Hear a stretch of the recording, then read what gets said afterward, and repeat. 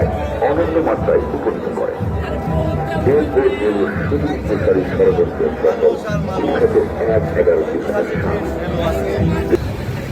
আজকে বিএনপির ভারপ্রাপ্ত চেয়ারম্যান, এদেশের মাটি ও মানুষের নেতা, আমাদের ভবিষ্যৎ কাণ্ডারি জনাব তারেক রহমান সস্ত্রীক তার কন্যাসহ দেশে আসছেন।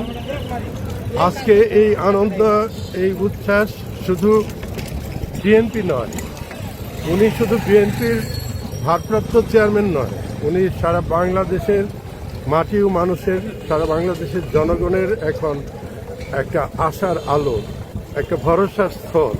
তার কারণ ওনার দিকে তাকিয়ে আছে আজকে বাংলাদেশে গণতন্ত্র পুনরুদ্ধার, জনগণের অধিকার পুনরুদ্ধার, দেশকে সন্ত্রাসমুক্ত, দেশকে অর্থনৈতিক, সামাজিক, সাংস্কৃতিকভাবে এগিয়ে নিয়ে যাওয়া এবং তার যে ভিশনারি 31 দফা বাস্তবায়ন করে আবার বাংলাদেশকে বিশ্বের দরবারে উনি নেতৃত্ব দিয়ে শুধু বিএনপি নয়, ঐক্যের প্রতীক হিসেবে সব দল মত নির্বিশেষে সবার নেতা আজকে তারেক রহমান আসতেছেন।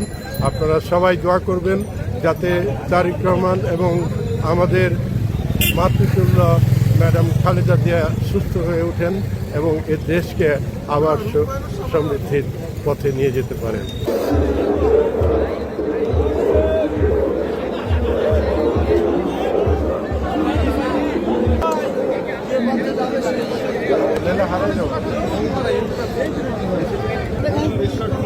সামনে দিকে আসে